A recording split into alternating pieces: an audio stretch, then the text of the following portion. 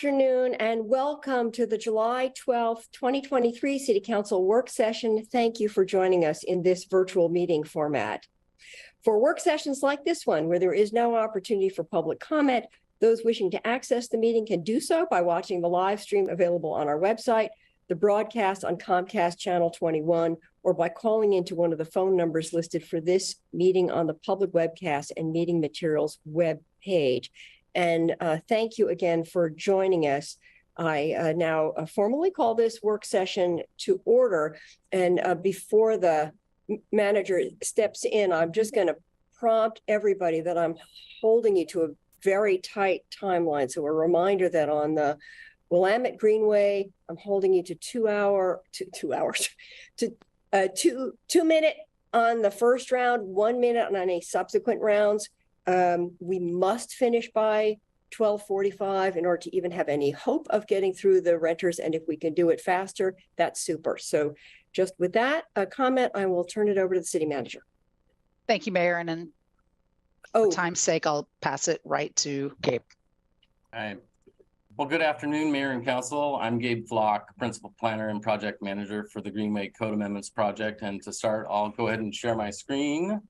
Hopefully this works, and we'll go ahead and do a brief project refresher before we begin deliberations and consider possible action on the proposed ordinance today. Can you see the screen? Yes. All right. So let's see if I can move this ahead. For some context, excuse me, are we on slide 2? Yes. For some context, so this slide shows the overall area within the Greenway that's the focus of the proposed amendments. And that is the green area that shows all the land within the city's adopted Greenway boundary originally established in the mid-70s that are subject to Greenway permit review in Eugene and according to the requirements under statewide planning goal 15. As we've talked about in earlier presentations, the primary purpose of these amendments is to provide clear and objective approval criteria for new housing development within the Greenway. And if the proposed amendments are adopted, an applicant proposing to develop housing in the Greenway would be able to proceed under either track, either the clear and objective review or using our city's existing discretionary track. One key goal of the process is to maintain balance by having comparable standards in both tracks that provide applicants with options on one hand for certainty or on the other for flexibility, recognizing that a one-size-fits-all approach doesn't really work for all sites or projects, but in all cases, these projects have to be reviewed for consistency with the Greenway compatibility requirements under Goal 15. This approach also maintains consistency with the two-track system we have for all the other application types, recently updated as part of our larger clear and objective code update.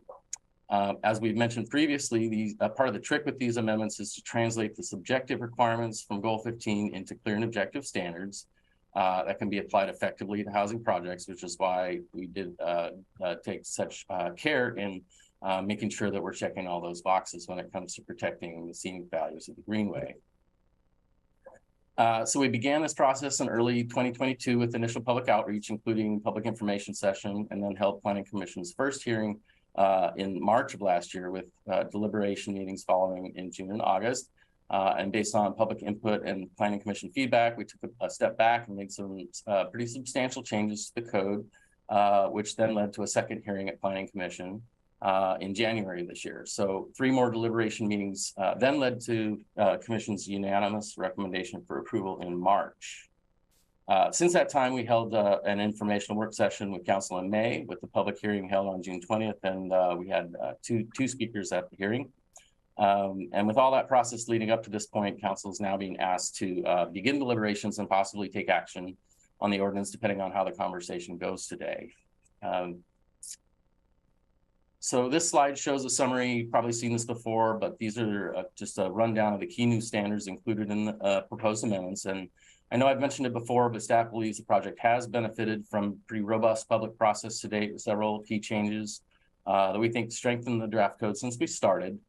These include refinements to the Greenway setback mapping and pedestrian access requirements for accuracy, the addition of river-centric tree preservation standards for both review tracks for Greenway permits, landscape buffer standards required to include native species along the Greenway setback for screening and habitat value, Further limits on walls, fencing, and maximum building length to preserve views to and from the river, and to continue requiring public hearings for all greenway permits under either review track.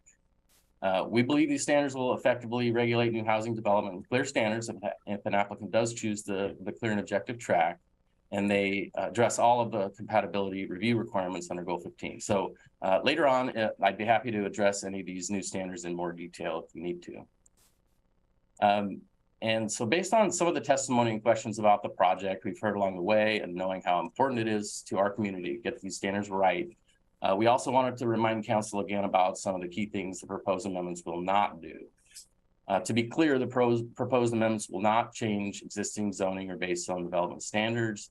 They won't change existing adopted land use designations. They won't allow more housing or density than already allowed by existing zoning. They won't move or change the existing greenway boundary or remove any existing environmental protections in the code.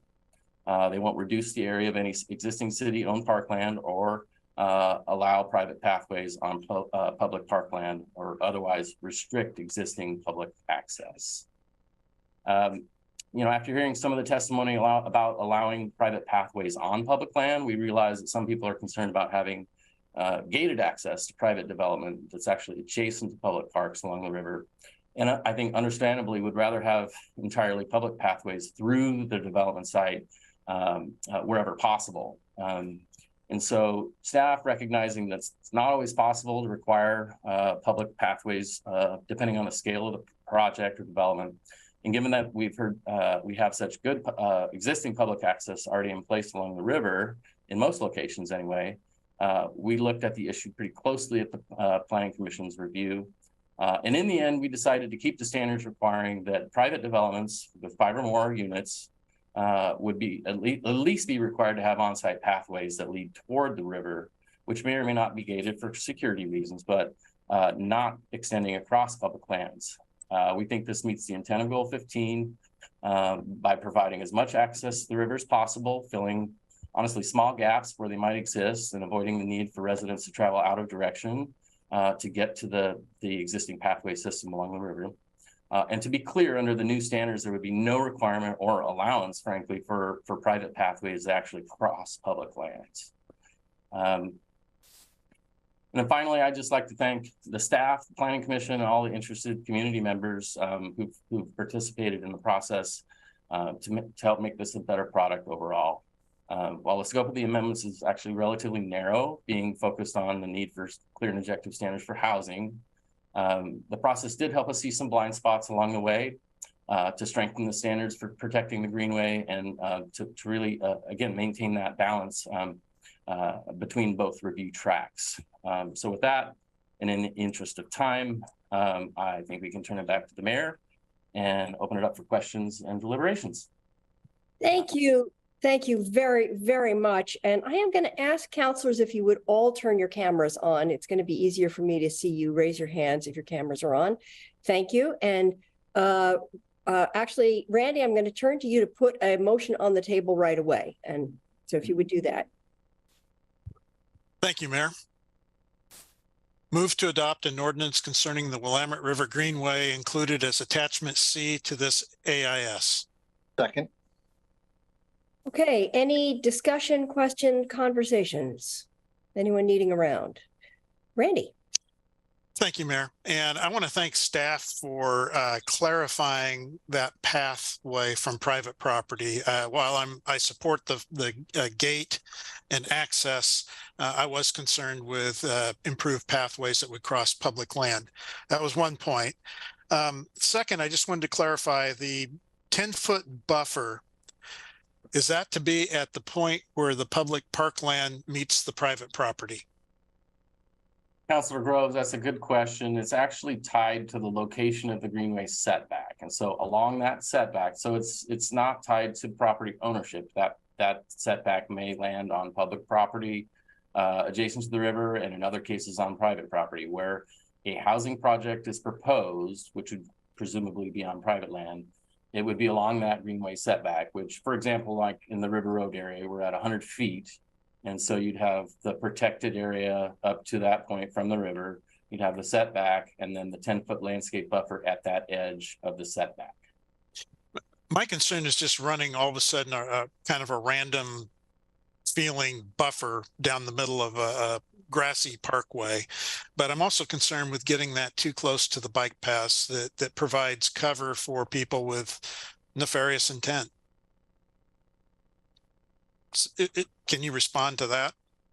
Well, sure. And again, I think it's important to recognize that with the two-track system that it wouldn't necessarily be the case. And as development occurs incrementally, we wouldn't imagine as staff that we'd have this effectively this continuous barrier, in any great length. But it's going to be dependent on the site's location, the type of project, and honestly, with the two-track system, applicants wouldn't necessarily have to meet that clear new standard if they chose the discretionary track. They could have other flexibility to do landscaping or screening in a different way. And that's my last point I wanted to make. I do have some concerns with the discretionary piece. I like the clear and objective standard that has something concrete to tie to. It just, what I wouldn't want to see is everybody just automatically defaulting to the discretionary standard unless we begin creating a situation where hearings officials may not even know how to interpret that. Is there a way to tighten up the discretionary standard? So yeah, there's definitely a history of 40 years worth of actually success in applying the discretionary track approval process. That's what we have now. And I think, yeah, while there are ways in which we could potentially strengthen it, we definitely feel like at this stage of the process, pretty confident that, that maintaining that existing process is a pretty fundamental part of meeting state law. One, there'd be risk associated with taking away that option. And really, honestly, I've heard the other side of the story from developers and applicants who want that flexibility on the one hand, in some cases, but others would rather have a clear yes or no answer. And so that choice remains. And I'm not convinced, based on the testimony we've heard or my experience with all the different types of applicants, that we'd be leaning all in the direction of discretionary. So it remains to be tested, but I would say one more thing, though, that a particular improvement to this discretionary path was added, which is to the addition of some pretty robust tree preservation standards. So that is one change that we brought forward at the Planning Commission to help strengthen and essentially bring balance between the two tracks. So that added protection does have an effect on the discretionary. Thank you, Gabe. I appreciate the responses. One last thing, is there any process that you're looking at for the future that will have a review loop? And I'm not necessarily thinking another work session unless we have some problems, but some kind of even written memo that lets us know how this is working. We can definitely plan ahead on reporting back. This will be a new, a new track, and it's not tested yet. And we haven't really thought ahead about a regimented way to bring back that information. But definitely take that under advisement. And when we see some cases and learn some things through the process, we can certainly do that. Thank you very much. Thank you, Mayor. Okay, thank you, Lindsay, and then Jennifer.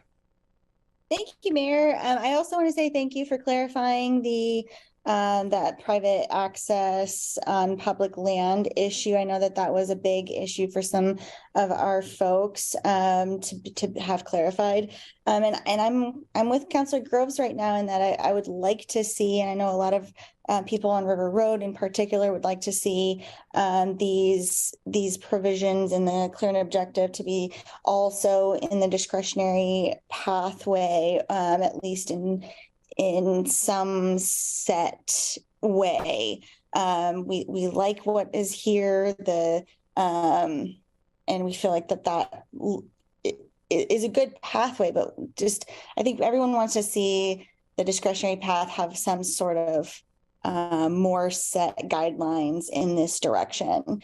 So I think that kind of, for lack of a better word, wishy-washiness of the discretionary pathway, where there's this clear and objective standard. I know a lot of people want to see like only the clear and objective. I understand that we have to have both of those tracks. So if there's a way that we could make it so that there's these pieces that are like, we're going to score the application with these pieces all in mind. I guess that's my only real sticking point at this moment. So if you could speak to that. I know I didn't say it very clearly, so thank you for understanding my direction here. Councilor Leach, I appreciate that question and a point of clarification on that.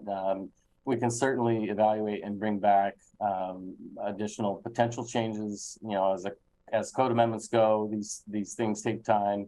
But what I will say is that you know, the scope of this project is really beyond that of the clear and objective update a few years ago, particularly complex and focused almost entirely on the clear and objective track, creating one to make sure that we're meeting state law and obligations under Goal 15. That is not to say that we couldn't continue looking at ways, and as we learn through this process, what the benefits are from the C&O track, and consider adding some of that to the discretionary for more teeth or strength in those standards. Thank you. Yeah, I appreciate that. Okay, thank you. Jennifer. Yeah, so I was basically going to say the same thing that Lindsay said. I realized that the objective of this did not start out as looking at the discretionary pathway, but I do think that upon looking at it, there are some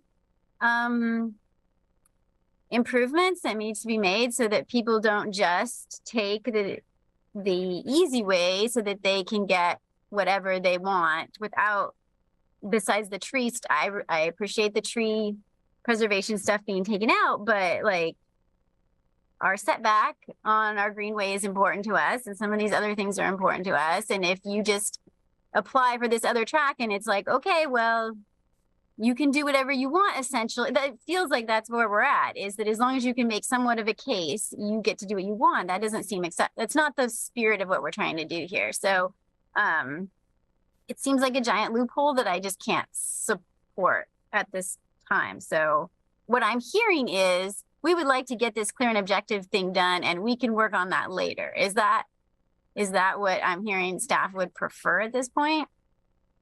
I think essentially that's the case. I mean, we are, you know, at the culmination of a couple of years worth of process focused on clear and objective, and trying to stay within that scope. And that's not to say that we couldn't explore what those look like. That would take a lot of additional work to figure out. You know, I think there's some complexity there. And, you know, on the one hand, I know that's what we're hearing from some of the community members, as if a developer will just choose that path and get what they want. But honestly, you know, I've had hearings officials disagree with that, you know, flatly, just from a legal perspective, and saying the subjective requirements of Goal 15, you know, are actually, I mean, when we talk about to the greatest possible degree, yeah, it's subjective, it's in the eye of the beholder, but that could actually be interpreted as being very strong and very difficult to meet. Although it provides some flexibility, there are differences of opinion about that. And I guess I would take issue with the notion that developers can go that route and just get what they want. They do have pretty substantial criteria they have to meet.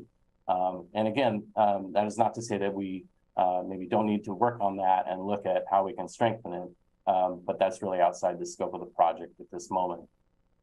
Councilor Ye, I would just jump in and add that the discretionary criteria that have been in the code for years and years and years are taken directly from Goal 15. It's an implementation of the language that Goal 15 requires the city to include in its code. And that's not to say that council couldn't decide to do something additional when it came to the discretionary track. But this project was specifically intended to create the clear and objective track to make sure that the city complied both with Goal 15 and the requirement for clear and objective standards for housing.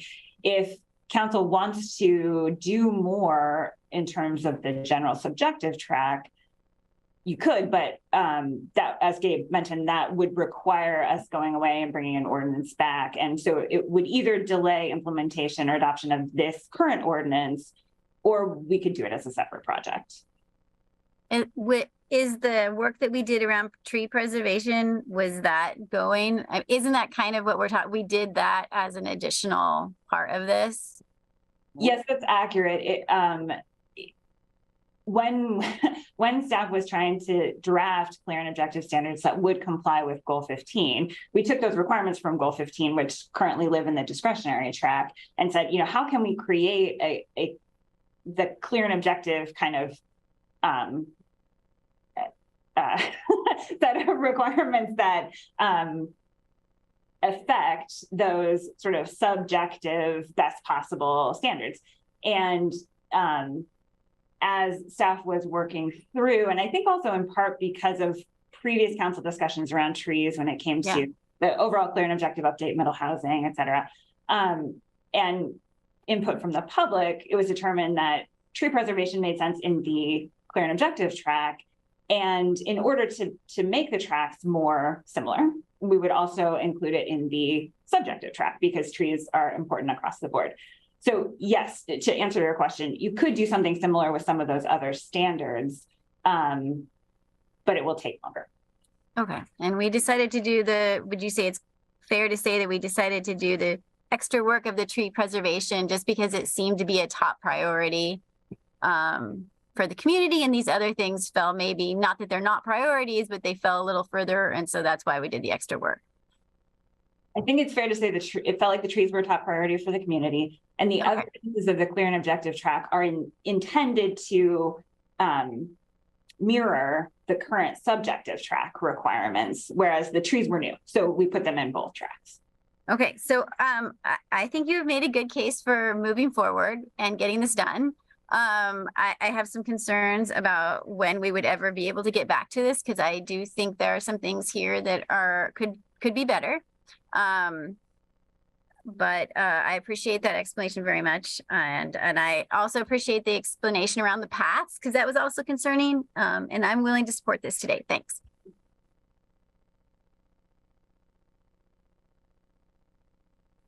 All right. Are there any other council questions or comments? If not, all in support of the motion on the table, please raise your hands. 1, 2, 3, 4, 5, 6. I have 6. All right. Opposed?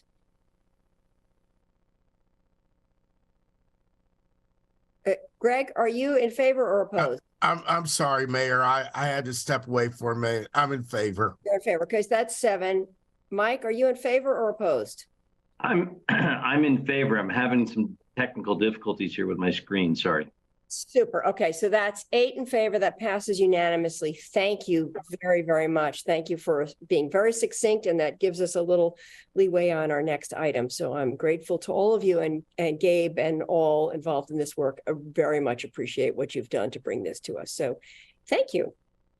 And with that, I think we can transition to our next agenda item, which is I'll turn to the manager to introduce, but I will just give you all a heads up on the process. You've got a list in your AIS of the motions, and we are going to restrict this to 1-minute rounds all the way through in order to be able to get through this. And a special request that when you ask questions, ask all of your questions at once within that 1 minute, and then staff can respond in sequence rather than having us go back and forth. So it'll make for a tighter conversation if that's the case.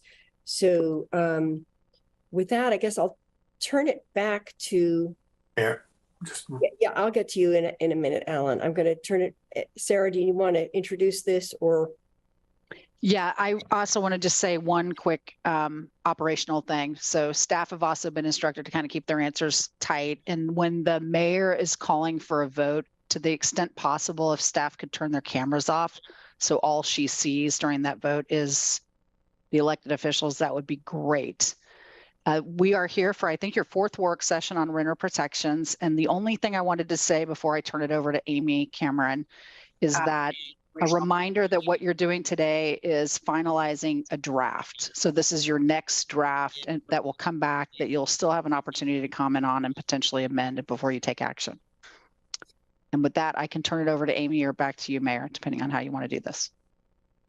So what I am recalling and understanding from the AIS is that we actually have a motion on the table already for exemption 6. So that is what's on the table right now. And so I'm opening the floor if counselors have a question about that or a comment on that. Alan. Not a comment on this. I don't support removing it, but I just wanted to alert folks that a revised motion, I had 3 motions. A revised motion number 1 was sent to you earlier in an email, so you might want to look at that while we're working. And a withdrawing motion number 2. Thanks. Okay, that's great. Thank you. So if there's no comments or questions on, oh, Emily, go for it. Thank you. Just a quick reminder for the public, and my notebook is unfortunately downstairs. What exactly is number 6? Oh, sorry. I'm happy to read that. I think, yeah. Okay, I wasn't sure if Amy had just a brief thing, but that's fine. So the motion currently on the table is direct the city manager to revise the draft ordinance to remove relocation assistance exemption 6. And relocation exemption 6 is the landlord that temporarily rents out their principal residence due to active military service. So the motion, basically 5, but for military service. That's correct. So the a vote in favor of the motion would remove that as an exemption to paying relocation assistance. Thank you very much. Mm-hmm.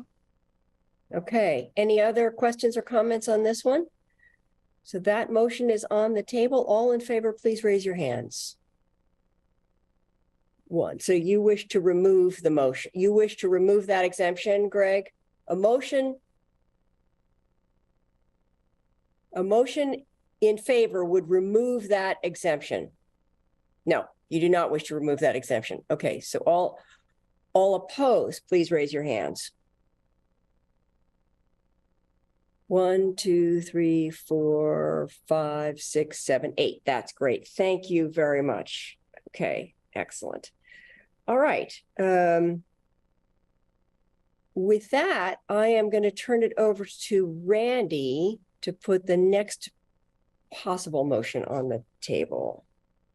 Thank you, Mayor. I'm going to put this motion on the table. As council president, I do not personally support it. Move to direct the city manager to prepare the draft. Correction. I'll start over. Move to direct the city manager to revise the draft ordinance to remove exemption 7 from the requirements for relocation assistance. Second. Okay. Yes. Discussion is that Matt, you have a question about that? Just a quick comment. As council vice president, I'm seconding the motion, and I do support removing said exemption strongly. So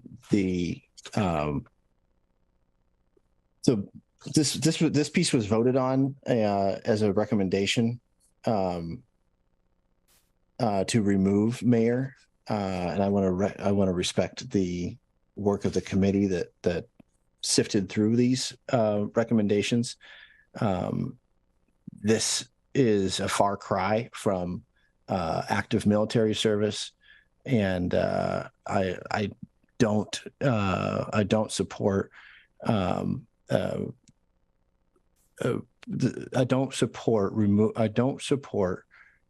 keeping an exemption for someone to bring in family members and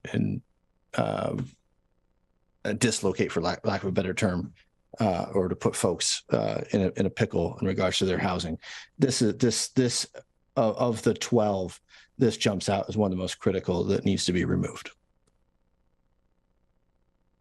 Okay, thank you. I have Emily, Alan, and then Mike. I'm not used to Zooming anymore.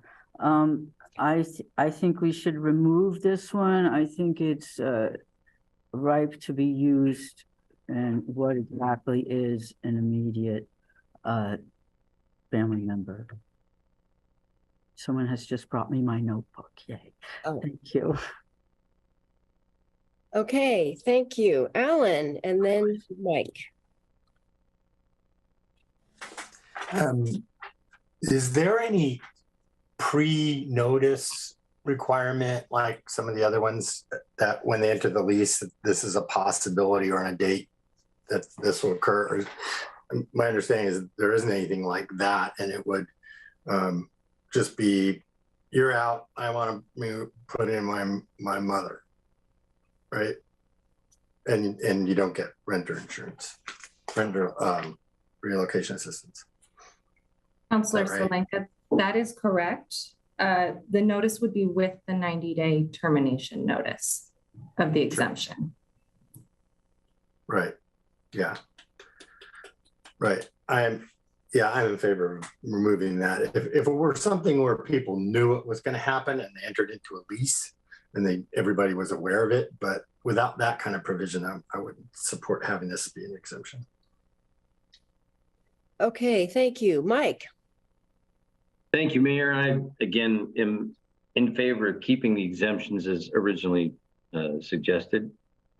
And as a favor, for those of us or those listening and watching who may not have the original list of descriptions of the exemptions instead of just number 7, with any others, could we have a reminder of what that exemption is in the process? Thank you. Yes. There's that. Thank you very much. Yes, thank you. Any other counselors with questions or comments?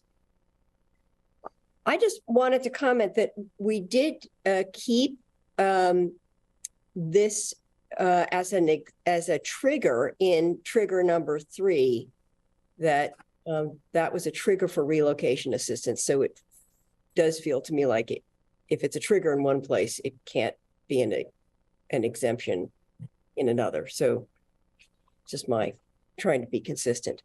All right, any other questions or comments on this?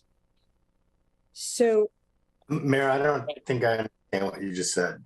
oh, well, if you look back at the triggers for relocation assistance, you had 5 triggers. Trigger number 3 included several possibilities, one of which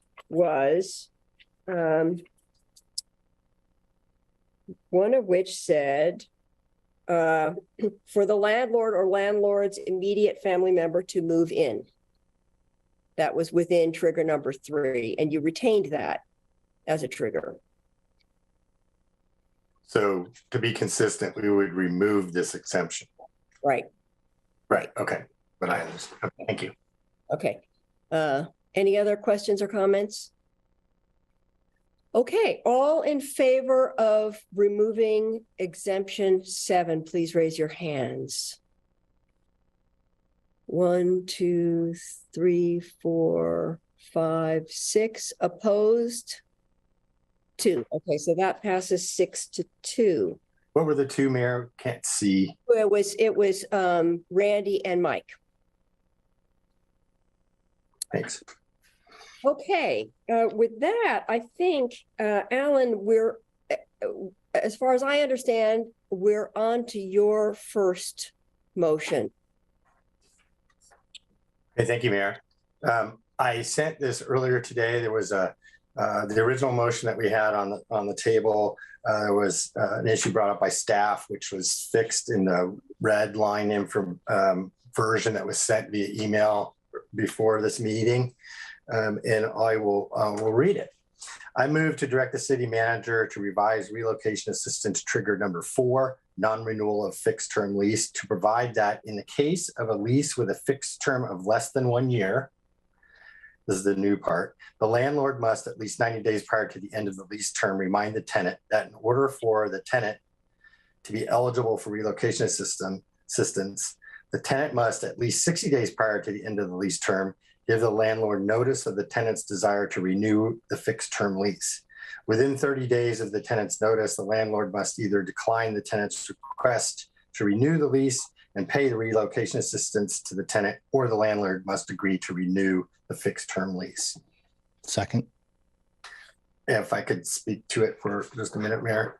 So what this does is it puts an obligation on both sides of the table where and it prevents that kind of loophole of a tenant just staying silent until the very last day or staying silent completely and then getting renter relocation. This puts an obligation on both parties to have a communication about how this should work. And so I originally questioned whether 90 days was too long. I remember being a student, 90 days seemed like an eternity. I never thought anything about 90 days, but leases are kind of a different thing. So this would require 90 days for the landlord to initiate, which is consistent with all the other ways that we do this program, and then the tenant to respond, and then having an affirmative action by the landlord one way or the other within the 30 days. So that's 90, 60, 30-day setup. So hopefully that's clear to everybody. It's really about community. I've got Randy and then Matt. Thank you, Mayor. And Alan, I appreciate the motion. I like it, the fact that we're putting responsibility on both sides. What I don't like is the bolded italic part. It requires the landlord to remind the tenant of their responsibility. Seems like we're dealing with adults, that both sides should be expected to act in a reasonable manner. And, the tenant has the right to, or the responsibility to say if they're going to announce their intentions. And I don't think that we need to place that responsibility on the landlord to remind them of their responsibility. Thank you. Okay, Matt and then Emily. Well, thank you, Mayor. Similarly, I had concerns about reminding the tenant, and that it's not clear to me how that, is that a phone call? Is it a text? Is it a conversation? Is it written notice? I think that piece could use a little more clarification. But I'm curious what the loophole that this is trying to solve. What exactly do you anticipate, or what exactly are we seeing that this aims to fix? To the motion maker, if I could, Mayor. Actually, I'll let Alan speak to that in a minute. I also am just wondering if Amy wants to clarify this. Yes, I can. So the loophole here would be the one where the landlord plans to decline renewing the lease, but also the tenant plans on leaving at the end of the fixed term lease. And the landlord would trigger relocation assistance even though the tenant had planned on leaving. By the tenant not saying anything. Okay. All right, that's helpful. Thank you. All right, Emily and then Lindsay. Could Amy talk to the notice part that Matt mentioned? The notice part, I think it could be clarified that it would be in writing. And that would be in line with the rest of the notice. Do we need an amendment to that effect? No, Councilor Keating, this is just a motion to direct staff to bring back a revised ordinance. We don't need that level of detail in this motion. Okay. Great. Okay, Emily and then Lindsay. Would, at the beginning, when the lease is written up, it would be clear that these time limits would apply. Right now, the 60 and the 30 days. Are we requiring that all leases have this notice of you have to do it, 60 days before the end of the lease, so it's clear? Councilor Semple, that's something that could be included in the terms of the lease. It would be required by our code. But both parties, this only applies in the case of a fixed term lease of less than a year. So both parties know at the beginning of the lease that it's going to end. It has a specific end date. This is to ensure that there's communication between the landlord and the tenant about whether the tenant wants to stay or wants to go, and that will inform whether the tenant is entitled to relocation assistance. I just think it's really important that it's clear when they get the lease. And if we want the landlord to remind them, they are adults. That's why it needs to be very clear in bold letters at the beginning. My other question is, what length of lease less than a year? It seems it could get a little weird if it's, 6 months, 4 months, and you've got three months or 2 months of these notifications. So do we specify, when does this not apply? How short of a lease does this not apply to? Does that make sense?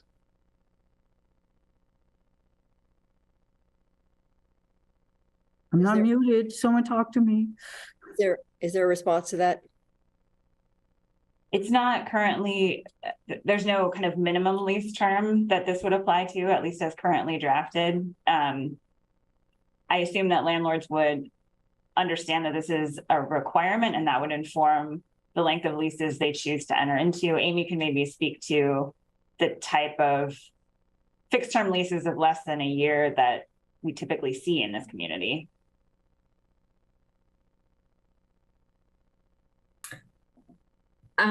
Yeah, I think that this would apply to leases, a 3-month lease, this would already be applicable, but the landlord would have to notify the tenant. So I think that this would be applicable in, 6 to 11-month leases. I think if that's how it's going to be, we need to include that. I just think it could get a little odd if it's short and, okay, I'm over time, thanks. Okay, I will give you a second round. Okay, I have Lindsay and then Alan and Matt and Emily for second rounds. Thank you. I hate to say this, but at this point, I think rather than adding to the complexity, making it even more complicated, and because we have a situation where we're talking about a contract, which is very clear terms between two people that is outlining specifics in time and place. How long can you be, in this location?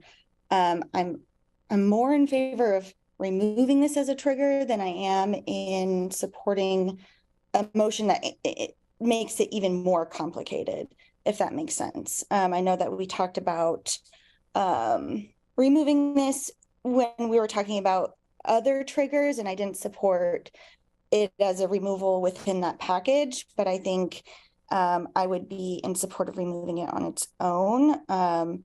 So I think that's kind of where I stand right now. I don't know where everyone else is. So thank you. Okay, anyone else needing a first round before I go to second rounds? All right, Alan, then Matt, then Emily. Thank you, Mayor. I get Emily to respond to your comment.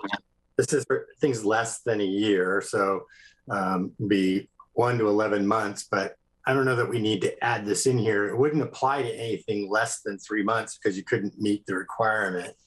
And it wouldn't apply to a month-to-month lease because it doesn't even apply to that period. So it's that like 4 to 11 month lease, which are probably very unusual if it was probably a handful, if at all, because most of them are either month to month or 11 months or longer in most cases. So question for staff to clarify that, do we need to do anything to the motion, or is this good enough for you to come up with language? I don't think we need anything else in the motion. I think as staff goes back to revise the ordinance, that is something that we'll be thinking about and can kind of lay out for council the revisions that are being proposed to address that issue. Okay, thank you. Okay, thank you. Matt, and then Emily. Thanks, Mayor. I just want to remind my colleagues that it may be anecdotal because I don't have data points to back it up, but it happened to me. We went into an 8-month initial contract likely because if we were at a year, it would trigger certain protections, but because we were well under that year in our first year of our rental agreement, give the landlord or the rental agency that much more flexibility, a little power imbalance, if you will, in that the tenants have little to no power and the landlords and the rental agencies wield quite a bit. There's already a situation, as has been presented by staff, that the landlord already has to give a 90-day notice for non-renewal. So if in this particular situation, there's an extra burden, an extra layer of burden on the tenant, if they don't go or if they don't respond to the landlord for the non-renewal, they won't get relocation assistance. And this seems counterintuitive to the point of renters protections. I see I'm over, Mayor. That's all right. You'll just have to. I'll leave that there. I got your point, and I it's hard for me to see the timer, so thank you, staff. For Same here until it popped up. Thanks. Stopping me. Okay, now I can't see the rest of you. So, oh, there we go. Okay. All right. Anybody else with? Oh, Emily, did you have a need to come back again, Emily?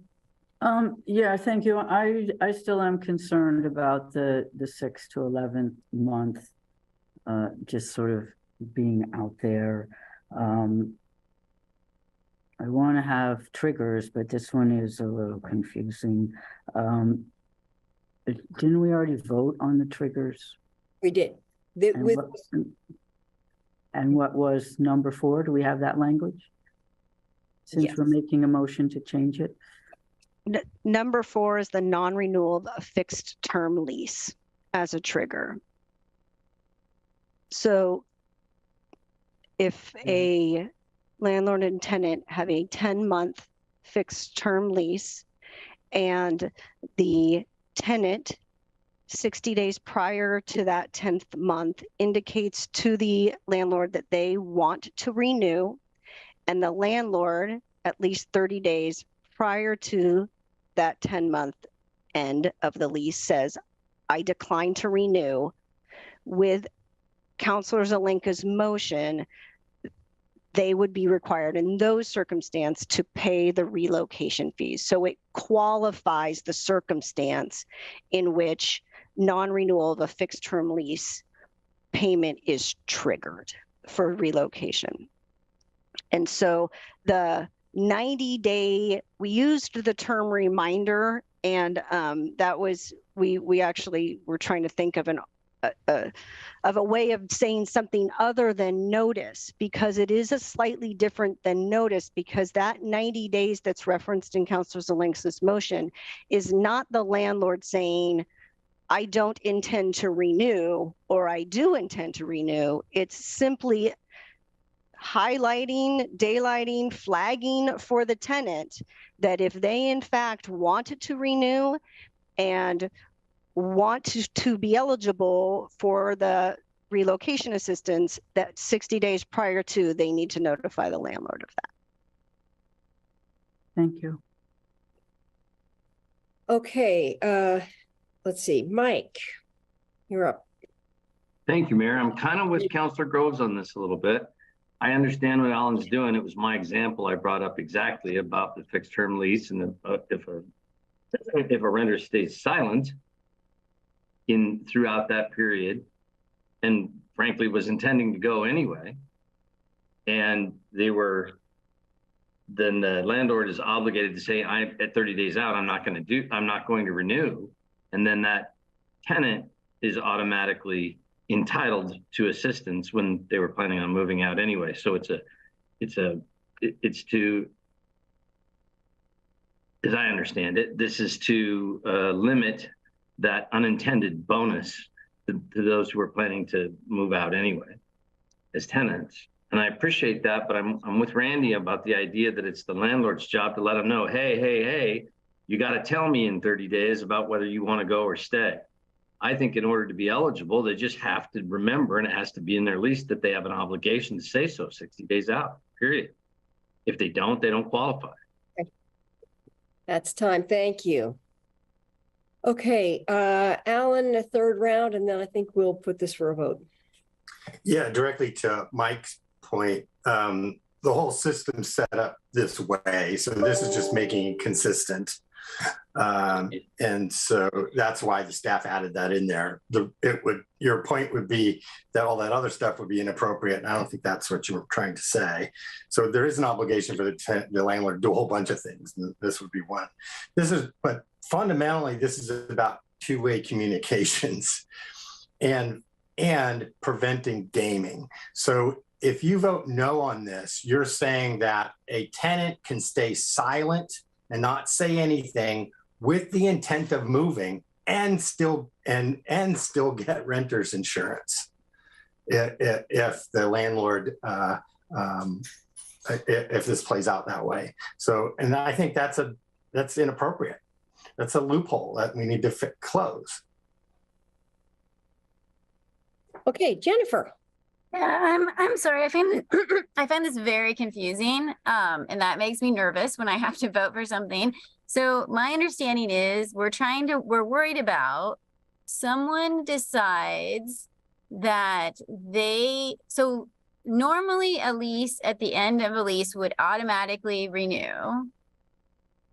Correct or incorrect? So there has to be some kind of communication going on anyway. This is only going to be in a case where a tenant, where a tenant doesn't want to renew, but they're keeping that a secret for some reason, waiting until the very last minute where the landlord then says, I want you out, taking money and then moving out. I guess I just can't imagine when this would happen very often. And it seems like we're creating this whole system for something that might happen like once or twice. Maybe I'm being unrealistic. I don't know. Okay, you're out of time. So let's see. Looks like the manager has a clarification and Mike has a question. So Mike, you want to ask your question first? Thank you. It's not a question, Mayor. I was just saying Alan's trying to close the loophole that I brought up, that he's correct. It is a loophole because the landlord has an obligation to say, I will be renewing your 10-month lease or I won't be. 30 days out, they've got to say, so you need to be prepared. They have to remind them, you need to be prepared to move. And the student may be prepared to move.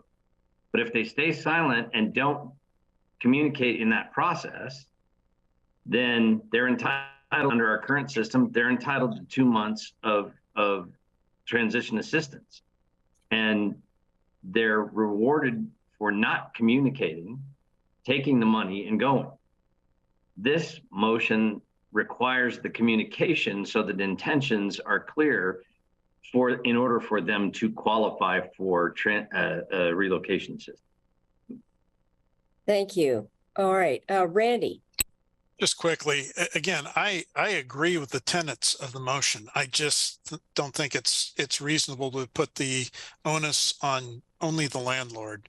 My experience with tenants that I had was there generally is very little, if any, communication, even when there's things that are broken that I would like to fix to prevent damage to the house. I don't know, I still think it goes back to we shouldn't have to force the landlords to hold hands and carry people through the process. We're all adults. This is something that I think a tenant can be responsible for, of understanding what they're signing up for when they sign a lease. Thank you. Thank you. Manager. I was just going to mention, just a reminder that this will be the basis of the next draft, and that when we come back with that, regardless of which way you vote, we could bring some very specific examples of here's how this might play out and what it would mean, so that when you're considering your final amendment or final draft, you could understand exactly what it is, because it feels like there's some confusion. That would be helpful. That's great. Emily. I would think that landlords would want this because my understanding, gives them a way to not have to pay the relocation fee because they get the tenant to say what they want. And I think one of the things the landlords don't like is being surprised by having to pay it. And this would put it on the table that both people would know the parameters of what was going on. And yes, the landlord would have to do something else, but it would give them an advantage. And by doing it, it would also protect the tenant from what's going on. Thank you. Thank you. Okay, with that, I think we're ready for a vote on this draft or amended number 4 trigger. All in favor, please raise your hands. 1, 2, 3, let's see, 1, 2, 3, 4, 5, 6, 7 opposed. 1, so that passes. Thank you very much. Who was the one? The one was Matt. And now I skipped by mistake. So we're going to go back to the small landlord compensation fund exemption. So I will, let's see, turn to Randy to read that maybe, and then we can pop that up on the screen so it's clear what we're talking about again. Thank you, Mayor. Move to direct the city manager to revise the draft ordinance to remove the small landlord compensation fund. Second. Okay, thank you. And I don't know if folks need a refresher on what that is. Are there questions, comments from council on the motion? I'm not, oh, Councilor Keating. Matt, take it away. Yeah, thanks, Mayor. You know, we've retained a significant amount of the exemptions. In doing so, I don't see a reason, and I'm sure others would agree, for maintaining the small landlord compensation fund. I think that was a good play should the exemptions have been removed, but they were retained by and large. So I'll be supporting the motion to remove the landlord compensation fund. Okay, great. Thank you. Emily? I think we should remove it also. I'm concerned about administering it and getting proof of how many units somebody owns. And it really bothers me that it would be disturbed on a first come, first served basis for a calendar year or financial year, because life doesn't work that way for this desire for the compensation. So I think it makes it more complicated. And life is complex. So I think that's where I'm with it. Thank you. All right, that's great. Thank you. Any other comments or questions on this motion? So seeing none, all in favor of the motion to remove the small landlord compensation fund, please raise your hands. 1, 2, 3, 4, 5, 6, 7. Opposed? 1. Okay, so that passes 7-1. Thank you very much for that. And then finally, I think, Alan, we're to your final motion. Yeah, the final motion is actually just to come back and look at this for, there's a lot of enforcement issues that are a bit unclear and unintended consequences that we might want to see. So this motion is intended to have us come back within 2 years and look at those issues and see if there's any modification or adjustments we need to make to this system that we put in place. So with that, I move to direct the city manager to document the implementation impacts of the city's phase 1 and 2 renter protection code provisions, and to provide the council with a report prior to council 2-year review work session. Second. All right, thank you. And I see Mike, comment or question? Thank you, Mayor. I'd like to add a friendly to Alan's motion. the words before, I think it was before report after the second year, or let me read this here, sorry. Council with a report prior to 2 year. I'm interested in having metrics about the success or failure of this idea that we can reliably talk about. Did it in fact accomplish the goal of helping renters? Or did it in fact hurt both landlords and renters? But right now we're not even talking about how we'll measure it or review it at some future point. And I'd like us to have a clear understanding of the impacts of this. So I don't know, perhaps Catherine can help, the appropriate words that I would offer as a friendly to this, that appropriate review of metrics. I would like to help you. The thing that I don't have would be what the metrics are. So we don't have identified metrics. But it's coming back to us as ordinance and you guys have a chance to suggest some, correct?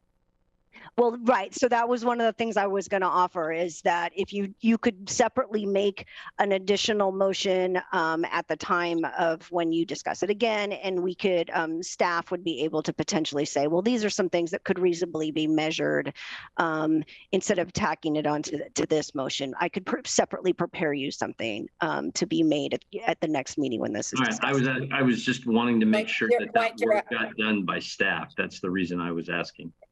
Thank you. All right, great. All right, and then Alan? To your point, Mike, the motion says document the implementation and impacts.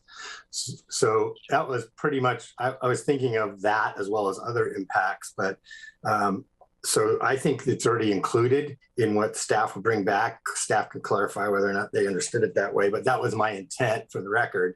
And so I don't know that we, I hesitate to try to come up with metrics because I've done that many, many times over my career, and it's very difficult to do. And it's not something you do kind of on the fly or in a very short period of time. So I think that when they're doing the report, that maybe prior to that, we can have a conversation about what metrics should be, and they can have that conversation with us. I don't know that we'll want to put it in the ordinance. Right. Thank you. Greg. Thanks, Mayor. I'll just additionally put in there, based on my experience that the staff has the ability to put together the correct assessment tools and matrix for us to be able to assess the effectiveness of the ordinance, and then be able to provide the data back to where we can say, look, this worked, this didn't work, based on the criteria that we have outlined, and that staff does have the capabilities of creating the kind of assessment tools that are needed for us to give us that analysis when we come back to review the ordinance in 2 years and see what has worked and what has not worked. Thank you. Manager, do you have a comment? Yeah, I do. It's mostly a clarification that I think maybe gets to a little bit of what Councilor Clark talked about. And that is, the whole title of all this is renter protection. And so when you're asking us to document the implementation and impacts, I want to just be clear, are you asking for that to be just on the renters and how they've been protected, or also on the impacts to landlords? And I think Councilor Clark is asking for both, but I don't know that we would interpret it that way unless we get a little bit of head nods and discussion. Okay, thank you. Mike and then Alan. That is exactly correct. I do mean that. What I mean is impacts on rental housing in general, not on the landlords or the tenants so much as, did this help the rental market in Eugene, or did it hurt it? Did it make it more expensive? Did it make it harder for people to find rentals? And ways to define and measure that. So I don't know that perhaps we need another work session to talk about what we would include in those metrics, but I would want to see exceptionally robust metrics about the impacts of what we've done. And thank you, Alan, for that. I agree. Impacts is a good word there. impacts doesn't say just to one or the other. So, Sarah, what would be necessary in order to get that outcome?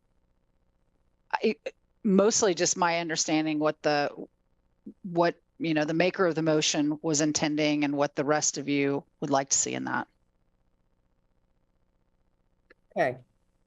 Alan, maybe you're up next anyway, so you can clarify. Yeah, when I was thinking of impacts, I was thinking of when we were having the conversations about renter protections and we were looking at what other cities and jurisdictions did, and in particular Portland, and there were conflicting stories floating around about how much impact it had on the rental market.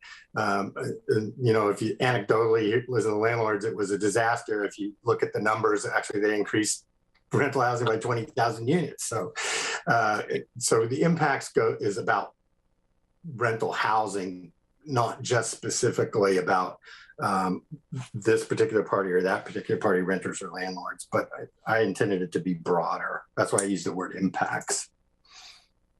Okay.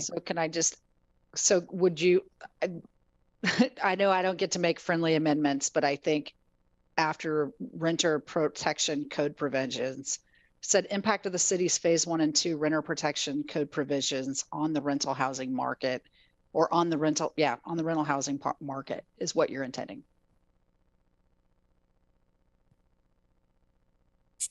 Well, it's the market, but it's also the renters and the landlords. It's the whole thing. It's not just the market. Right. Because the market's just the transactional part, right? To me. Okay, that's helpful. Emily, and then Randy, and then Greg. Thank you. I think it's always good to check in with what we've done, and we often put that on there 6 months, 2 years. And I do want to know, since one of our goals is to increase housing and rental opportunities, do these affect the ability for people to rent more? And those are some certain numbers. Included in that, I would also like to know whether it's numbers or just anecdotally, some information of how the renters feel it has impacted them and how the landlords feel it has impacted them, because both sides have goals. And it's really important that we include both sides because they haven't always felt that way. So if this motion would include all three, which I think Alan has indicated, I'm in favor of it. Okay, great. Randy? Thank you, Mayor. I agree with Councilor Clark. I think we need to be concerned with how landlords perceive this and work with us, because they're controlling the rentals. And as far as Councilor Zelenka's point about Portland, they saw a net increase. You have to understand what was going on up there. And I have friends in the business up there that I grew up with. And what happened was they actually had a 14% reduction in single occupancy rentals.